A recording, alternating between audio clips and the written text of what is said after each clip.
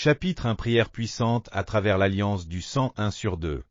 L'alliance du sang est la base qui nous permet d'accumuler la foi et de prier de manière efficace.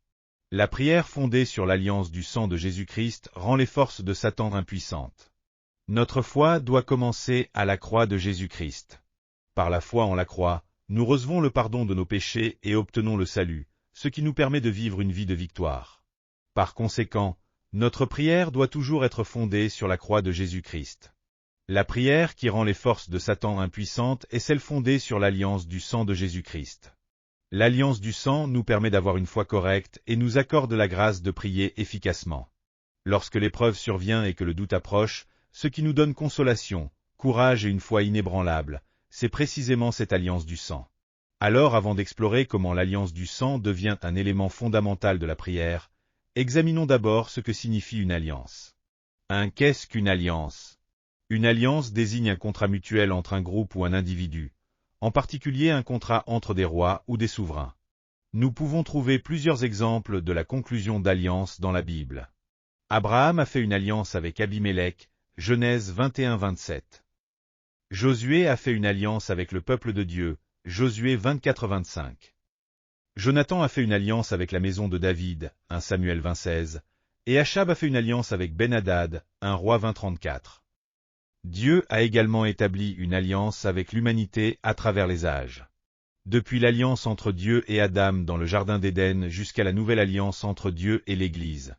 Dieu a toujours clairement indiqué les devoirs que l'homme doit accomplir pour maintenir la relation entre Dieu et l'humanité.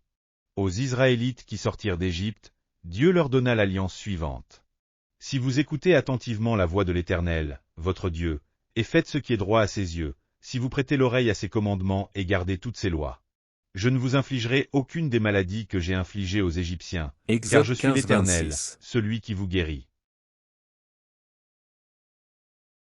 De plus, Dieu promit une vie abondante pour son peuple lorsqu'ils respecteront l'alliance, Deutéronome 28-1-14. Et il leur rappela qu'il y aurait des sanctions si l'alliance n'était pas respectée, Deutéronome 28-15-68. 2. Le médiateur Jésus-Christ. L'humanité s'est éloignée de la miséricorde et de la grâce de Dieu à cause du péché d'Adam. Après le péché d'Adam, tous les êtres humains qui naissent de ses descendants sont séparés de Dieu et reçoivent le jugement de la mort, leur esprit mourant en raison du péché. À cause du péché d'Adam, tous les êtres humains naissent dans le péché, vivent dans le péché, et ne peuvent échapper à la mort dans le péché. Ainsi, l'humanité était destinée à être éternellement condamnée à la perdition à cause du péché, Romains 6-12. Mais Dieu, plein d'amour, a promis de sauver l'humanité du péché, Ésaïe 53-10-12, Actes 13-23. Jésus-Christ est venu dans ce monde sous la forme d'un homme afin d'accomplir la volonté de Dieu. Le but de l'incarnation de Jésus était d'accomplir la rédemption sur la croix en tant qu'homme parfait. Jésus a été tenté de toutes sortes de manières et a souffert, tout comme nous dans ce monde. Cependant, en rejetant la tentation et en vainquant le péché, il a vécu une vie parfaite, sans péché. Lorsque le moment fut venu, Jésus porta les péchés de toute l'humanité, fut crucifié et mourut, puis ressuscita le troisième jour. Jésus a payé le prix du péché de toute l'humanité par sa mort expiatoire sur la croix. Par la mort de Jésus, la justice de Dieu a été accomplie, et ainsi, un chemin a été ouvert pour que l'humanité puisse s'approcher de Dieu. Lorsque Dieu a établi une alliance avec le peuple d'Israël, il a choisi Moïse comme médiateur de l'alliance et lui a demandé d'expliquer les termes de l'alliance au peuple d'Israël. Cette alliance est celle que Dieu a établie à travers la loi, c'est-à-dire l'ancienne alliance. Cette ancienne alliance était celle que Dieu avait conclue avec le peuple élu d'Israël. C'est pourquoi, avec seulement l'ancienne alliance, il n'était pas possible de sauver toute l'humanité. Ainsi, Dieu a établi une nouvelle alliance pour offrir le salut à toute l'humanité. Dans cette nouvelle alliance, Jésus-Christ est devenu lui-même le médiateur entre Dieu et l'humanité. Tous ceux qui croient en Jésus participent à cette alliance avec Dieu. La Bible, en comparant les différences entre les alliances, déclare que la nouvelle alliance est supérieure à l'ancienne alliance. Hébreux 7-11-28, chapitre, émoticône n'en croyant pas ses yeux. Par la nouvelle alliance que Dieu a établie, toute l'humanité peut recevoir la grâce du salut. 3. Le ministère du Christ en tant que médiateur. Examinons les divers ministères de Jésus, qui est devenu le médiateur entre Dieu et nous. Tout d'abord, Jésus a préparé un lieu où Dieu résiderait. Dieu ne s'est pas satisfait du tabernacle qui symbolisait Jésus-Christ. Il ne s'est pas non plus satisfait des temples construits par Salomon ou Zorobabel. Ce que Dieu désirait, c'était un lieu où tous les hommes pourraient recevoir la révélation de Dieu, rendre grâce et avoir une communion constante avec les hommes afin de manifester la gloire de Dieu. Ce lieu a été créé par Jésus. L'Église de Dieu, qui est la communauté de ceux qui croient en Jésus-Christ comme leur sauveur, en est la représentation. Éphésiens 1, 22 à 23, 2, 20 à 22, 4, 4 à 16. La Bible appelle ceux qui croient en Jésus-Christ comme leur sauveur le temple de Dieu. 1 Corinthiens 3, 16, 6, 19. L'Église est le corps du Christ que Dieu a acquis par le sang de Christ. En tant que membres de son corps, nous grandissons chaque jour en poursuivant la perfection et la sainteté de Christ dans l'esprit.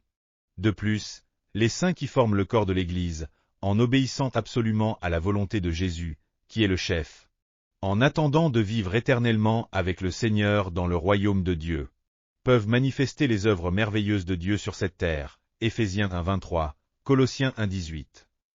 Deuxièmement, Jésus a promis d'envoyer le Saint-Esprit, Jean 15, 26, 16, 7, et cette promesse a été accomplie lors de la Pentecôte, lorsque le Saint-Esprit est descendu. Dans l'Ancien Testament, le Saint-Esprit venait sur certaines personnes pour les faire prophétiser, accomplir des miracles, rendre conscients du péché et connaître la volonté de Dieu. Cependant, avant son ascension, Jésus a promis d'envoyer le Consolateur, le Saint-Esprit, à tous ceux qui croiraient en lui. Acte 1, 4a, émoticône n'en croyant pas ses yeux. Conformément à cette promesse, le Saint-Esprit est descendu lors de la Pentecôte, et l'Église est née. L'Église a pu glorifier Dieu en suivant la direction du Saint-Esprit et en accomplissant la volonté de Dieu, non pas par obligation, mais avec un cœur volontaire. De plus, le Saint-Esprit renouvelle le cœur des saints, leur donne la force de vaincre le péché et protège et nourrit l'Église, qui est le corps du Christ, la rendant belle et sainte. Éphésiens 5, 27 à 29. Troisièmement, par sa mort sur la croix et sa résurrection, Jésus-Christ est devenu notre Sauveur. Et après son ascension, il s'est assis à la droite du trône de Dieu en tant que grand prêtre éternel, et il continue de nous aider aujourd'hui. Hébreux 10, 12 à 14. Par conséquent, nous pouvons nous approcher avec audace du trône de la grâce de Dieu, Hébreux 4, 16, et mener une vie victorieuse en résistant à Satan et en le vainquant. Quatrièmement, Jésus-Christ a triomphé du pouvoir de la mort. Parmi toute l'histoire de l'humanité, celui qui a vaincu le pouvoir de la mort et est ressuscité est seul Jésus. À l'exception d'Enoch et d'Élie, que Dieu a pris directement, toutes les personnes après Adam sont mortes. Cependant, Jésus, qui est venu en chair, s'est soumis à la volonté de Dieu jusqu'à la mort, et par sa résurrection et son ascension, il a brisé le pouvoir de la mort.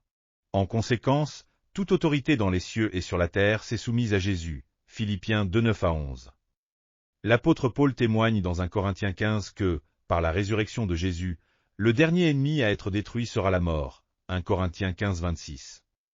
Ainsi, par la résurrection de Jésus, nous vaincrons également la mort, ressusciterons et vivrons éternellement. Cinquièmement, Jésus donne la plénitude du Saint-Esprit à quiconque le désir est pris. Jésus verse la puissance du Saint-Esprit sur ceux qui croient en lui, afin qu'ils témoignent de la volonté de Dieu et accomplissent des œuvres avec puissance. De plus, par le Saint-Esprit, tous ceux qui viennent à Christ reçoivent la reconnaissance de Dieu et sont protégés. Enfin, Jésus détient le droit d'héritage sur l'ensemble de l'univers, Philippiens 2, 9 à 11, et son royaume et sa domination sont éternels. À l'avenir, tous les saints participeront à sa gloire. Alléluia! Avez-vous reçu beaucoup de grâce à travers ce livre? Je vous bénis de tout mon cœur au nom du Seigneur pour que vous soyez de plus en plus armés de la parole de Dieu et remplis du Saint-Esprit, afin que vous meniez une vie victorieuse dans ce monde. Si vous avez aimé cette vidéo, n'oubliez pas de vous abonner à la chaîne, d'activer les notifications et d'appuyer sur le bouton j'aime. Cela nous aide beaucoup à préparer plus de vidéos remplies de grâce. Nous nous retrouverons avec joie dans la prochaine vidéo. Que Dieu vous bénisse grandement.